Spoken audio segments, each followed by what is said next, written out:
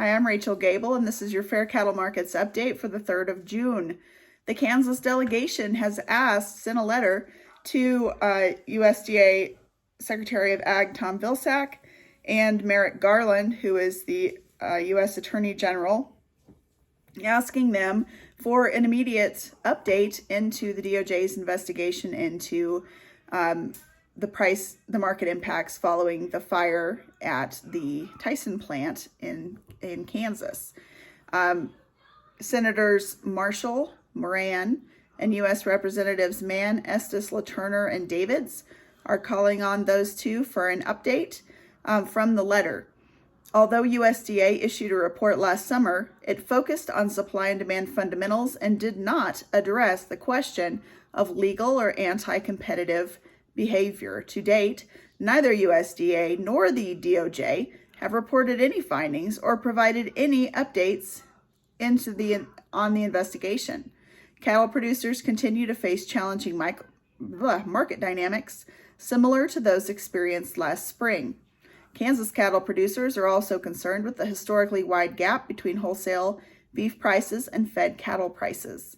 The bottom line is industry participants need to know if the current situation is simply a matter of supply and demand fundamentals, as referenced in the 2020 USDA report, or if it is a result of unlawful market behavior. So that from their letter requesting an update, since we've seen nothing from the Department of Justice's investigation. The AP reported that JBS, one of the world's largest meat packers, is back online almost entirely on Wednesday when I'm recording this, following a cyber attack. And I can confirm I did go to Greeley today for some swather parts, and I did see lots of loaded JBS trucks headed in toward the plant. I didn't drive past the plant because there's construction down there, but it looks to me like the Greeley plant is up and rolling, and it looks like from the Greeley Tribune's articles today, looks like that's the case as well. In a state late Wednesday, the FBI did attribute the attack on JBS to R-Evil. It's capital R-E-Vil, V-I-L, lowercase, R-Evil. I don't know. Also known as Sodinokibi, a Russian-speaking gang that has made some of the largest ransomware demands on record in recent months. R-Evil has not posted anything related to the hack on its dark website, but that's not unusual according to the AP. Ransomware syndicates, as a rule, don't post about attacks when they are in initial negotiations with victims or if victims have paid a ransom. In October, an R-Evil representative who goes by the handle UNKN said in an interview published online, these are all strange sources here, that the ag sector would now be a main target for the syndicate.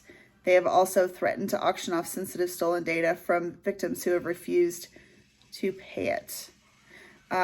Backup servers at JBS were not affected, though it looks like 5 plants in all went offline. Lots of their equipment, as you can imagine, is computerized, from knife sharpeners to allowing employees to time, their time cards. So JBS has not said if they have paid a ransom and have not discussed it in public statements and have not responded to phone and email messages Wednesday seeking comment. I did send an email to JBS and I signed it, your favorite ag journalist, Rachel, and I haven't heard back either. But if we hear back, we'll let you know. I know there are, according to AP, there are at least 40 smaller food companies that have been the victims of cyber attacks, including Molson Coors and E&J Gallo Winery. So it's interesting. It says the White House press secretary said that food companies are at about the same level of security as manufacturing and shipping, which is to say, not very. This is apparently the same group that launched a cyber attack on Colonial Pipeline, the largest U.S. fuel pipeline, for nearly a week. Colonial Pipeline confirmed it did pay $4.4 million to the hackers. It's quite a story. So there's been lots of reports about how much this will affect prices, and I'm just not sure yet. Just being off for a day certainly is easier to overcome than offline for a week, but I guess time will tell. At any rate, Tri-State Livestock News editor Carrie Stadeheim is following this story and is going to be writing about it this week. So we will certainly bring you her coverage as things develop. So at any rate, I'm Rachel Gable. I hope you're having a good week. Bye-bye.